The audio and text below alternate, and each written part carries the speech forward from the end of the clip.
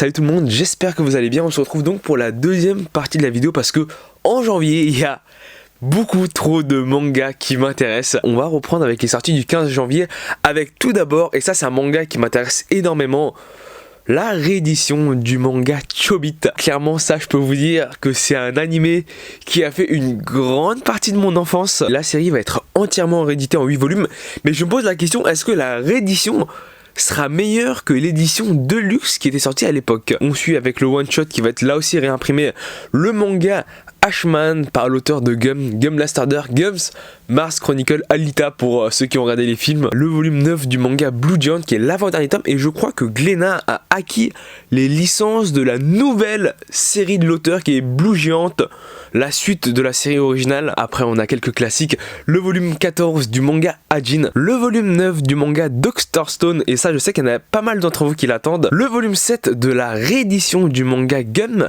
Last Order et le volume 6 du manga Hell's Paradise. Et on arrive sur une nouvelle licence des éditions Soleil Manga, c'est le manga Dragon et la Nonne. J'ai lu un extrait rapide du manga, ça m'avait l'air pas trop mal, en tout cas sur le dessin c'était plutôt bon, et ça m'a bien fait rigoler parce que ça m'a fait penser à une nouvelle licence des éditions aussi Soleil Manga qui est, si je me trompe pas, le manga Jeune Dragon cherche appartement. Donc j'ai tout de suite un peu fait le lien. On s'ensuit avec le volume 9 du manga I Love You So I Kill You et le volume 23 du manga Prison School avec voilà, des jackets toujours aussi sexy. Et les deux derniers mangas qui vont sortir le 15 janvier 2020 ne sont autres que deux mangas du même auteur qui est Takahashi Rumiko, je pense que vous connaissez forcément.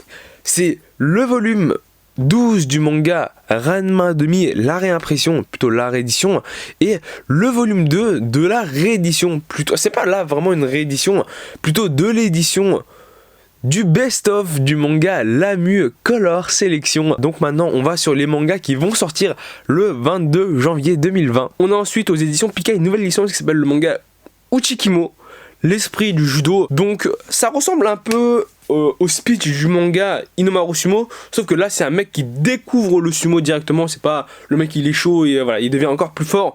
Là c'est plus dans le même délire que plus Tenjin, le dieu du ciel. Le volume 7 du manga World End Harem qui sort en même temps que, oui, écoutez bien, le volume 1 du manga World End Harem Fantasy. Quand j'ai vu pour la première fois la série, je me suis dit, bon, ça va être le même délire que World End Harem, sauf que ça va être de la fantasy. Donc, tu vas voir des Monster Musume, comme on les appelle, sauf que ça n'a strictement aucun rapport. World End Harem, le classique, c'est il y a une maladie qui se propage, tous les hommes sont touchés et voilà, 99,999% des hommes meurent, donc voilà, ça devient un peu, on va dire, une espèce rare, plutôt un genre rare. Et World End Harem Fantasy, on pourrait penser que c'est exactement le même délire. En fait, c'est pas vraiment ça. Je vais vous lire le truc, ce serait quand même un peu plus simple à comprendre. Dans un monde attaqué par des légions de démons, Ark est un jeune noble, est amoureux de sa cousine Aurelia. Je pense que être amoureux de sa cousine, ça doit pas être tabou dans le monde, mais après avoir été humilié, il apprend que cette dernière a été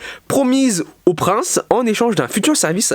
Lati, une elfe noire, le transforme alors en un être de pure luxure, en lui attribuant de grands pouvoirs pour récupérer sa belle et conquérir le monde. Vous pouvez voir que c'est un pitch complètement différent. Après, le manga m'a pas l'air trop mal dessiné, donc je pense honnêtement que ça a du potentiel. C'est 4 tomes actuellement au Japon, c'est forcément quelque chose que je vais découvrir. On n'est plus sur le 22 janvier mais sur le 23 janvier avec tout d'abord un truc qui a beaucoup fait parler de lui quand il est sorti, je pense que certains d'entre vous le connaissent, c'est la réédition du manga Aria en une édition, c'est pas Deluxe mais ils appellent ça l'édition Masterpiece. Si je me trompe pas, ça ressemble, alors c'est pas des grands formats, mais ça ressemble à la Star Edition, mais étant donné que c'est Kyun, je pense que les volumes seront quand même assez épais. Quoique je vois 15 € le tome, je me dis peut-être que c'est un grand format. J'aimerais revenir sur ce que j'ai dit. En fait, le manga, comme je le pensais, n'est pas dans un format édition simple. En fait, j'ai pensé ça parce que au moment où la news était sortie,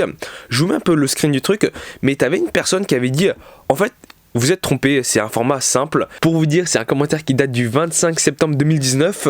Je ne comprends pas pourquoi il parle de grand format, car il s'agit d'un format classique pour CNN, 18 cm sur 12 cm 80 et 2 cm d'épaisseur. Et ce commentaire-là a été corrigé le lendemain. J'ai fini par trouver deux photos dont je donne les liens qui confirment la véritable taille de 21 x 15 x 3 cm.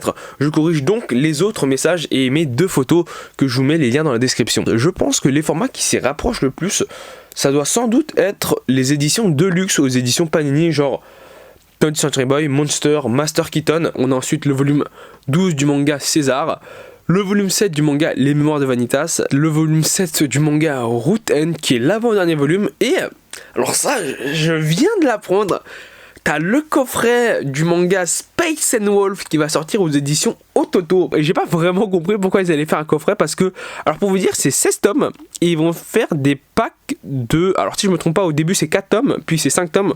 Je sais pas comment ils vont se répartir, mais ils vont faire 4 coffrets et ils vont rentrer les 16 tomes dedans. Alors je sais pas ce qu'il y a de plus dans les coffrets, et j'espère qu'il y a des trucs en plus, sinon il n'y a pas grand intérêt. Quoi qu'ils sont juste pour les coffrets, mais est-ce que les coffrets ont vraiment une importance en soi? Je ne pense pas. Moi je vois pas d'intérêt, mais si on n'a pas la série et qu'on cherche à l'acheter, voilà, c'est en soi pas une mauvaise opportunité. Après faut se le dire que c'est quand même 16 volumes et voilà, c'est quand même une sacrée somme. Et enfin les mangas qui vont sortir en fin de mois, et là on en a vraiment beaucoup. On a tout d'abord aux éditions Pika l'adaptation du manga 5 cm par seconde. Alors ça, honnêtement, si vous avez vu le film, c'est hyper triste. Le film est vraiment bien. Est-ce que le manga sera aussi bien en 2 volumes? Généralement, les œuvres tristes sont plus touchantes en animé, en film. Sans la musique, sans l'ambiance, c'est quand même un peu plus compliqué. Après, si on aime bien le film, on peut clairement acheter le manga, c'est 2 volumes. Puis le volume 4 du manga Candy et Cigarette. Alors, moi, honnêtement, je pensais que la série n'était pas incroyable, mais dans ma dernière vidéo, on m'a dit le manga est vraiment juste exceptionnel. Donc là, faudrait sans doute que je lise le volume 7 du manga Gambling School Twin, le spin-off. En janvier, on est quand même assez gâté en réédition Aria, Shaman King, et on a la réédition du manga Maison Ikoku. Alors, ils appellent ça la Perfect Edition. Alors, je sais pas c'est quel format, parce que moi, j'ai le plus grand format qui est juste ici. C'est par Delcourt.com. Je me dis, pour des tomes double de Gantz, s'il les vendait à 15 €, là, c'est 12,50 €. Je sais même pas si c'est des tomes doubles en soi. Mais voilà, faut voir le format, faut voir la taille. Je pense que moi je vais rester avec mon édition. Quoique si je pouvais acheter les 2 éditions, je pense que je garderais les 2 éditions. Sorcière en formation, le volume 2, Arte le volume 9 qui sort enfin, parce que comme vous le savez sans doute, Komiku a eu quelques soucis fin d'année 2019. Donc Arte, c'était un manga, le volume 9, qui a été annoncé je crois pour il y a 2-3 mois et qui a été quand même pas mal reporté. On a ensuite Don't Call Me Magical Girl, I Am Ox, le volume 2. Donc ça, faudrait que je découvre, mais je sais pas si c'est bien ou pas. Je pense que c'est quand même... Je pense que ça doit se lire. Ensuite, L'Enfant et le Maudit volume 7, Magical Girl Holy Shit le volume 6, Magical Girl Side le volume 12 qui s'est terminé, là aussi la série en 16 tomes. Donc Magical Girl Side va faire le même nombre de tomes que Magical Girl of the End. Le manga OSE Overcome Survival Experience que je vous avais montré il y a quelques jours dans une boutique d'occasion à Paris. En fait moi je pensais que c'était un vieux manga, mais en fait c'est un truc très récent. Je pense pas que le manga soit incroyable, mais en tout cas sur le dessin c'était pas très bon, mais c'est pas un truc que je vais découvrir, c'est pas un truc qui me fait de l'œil. Le volume 33 du manga Prisonnier Riku, on a ensuite une nouvelle licence de la part des éditions Komiku qui s'appelle Tempête de Cristal. Alors j'ai lu le synopsis, c'est assez perturbant en fait, c'est dans un monde où il y a des tempêtes de sable argenté qui apparaissent un peu partout, et chaque paysage qu'elle touche rapetisse et se retrouve cristallisé dans ce qu'on appelle des fragments. Grosso modo, on suit l'histoire d'une apprentie tailleuse de cristaux, si je me trompe pas, qui un jour voit une tempête de cristal frapper son village.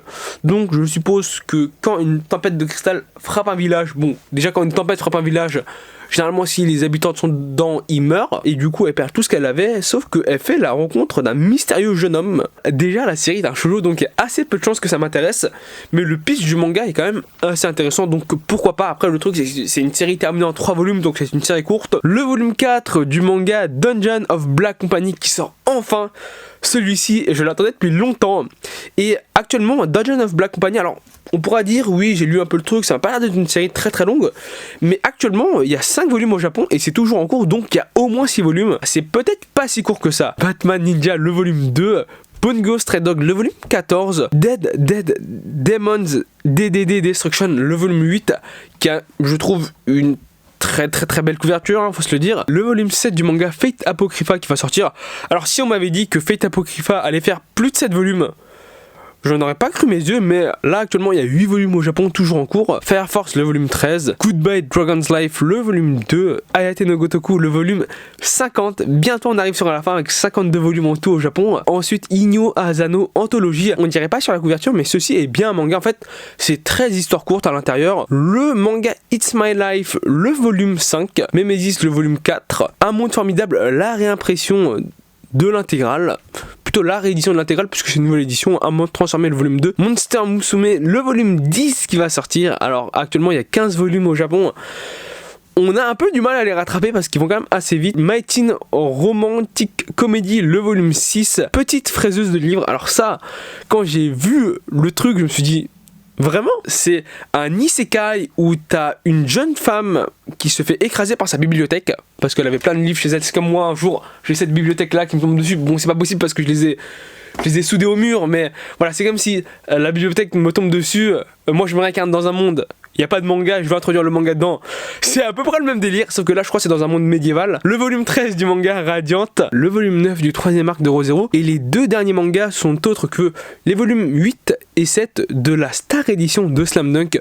Star Edition qui, à ce que j'ai entendu, quand même assez décevante. La vidéo va se terminer ici, comme je vous l'ai dit, il y a vraiment un bon paquet de livres. En tout cas, j'espère qu'elle t'a plu. Si c'est le cas, n'hésite pas à t'abonner, c'est le plus important. N'hésite pas à laisser un pouce bleu, n'hésite pas à laisser un commentaire si t'as quelque chose à dire. Je te dis à la prochaine vidéo. Salut!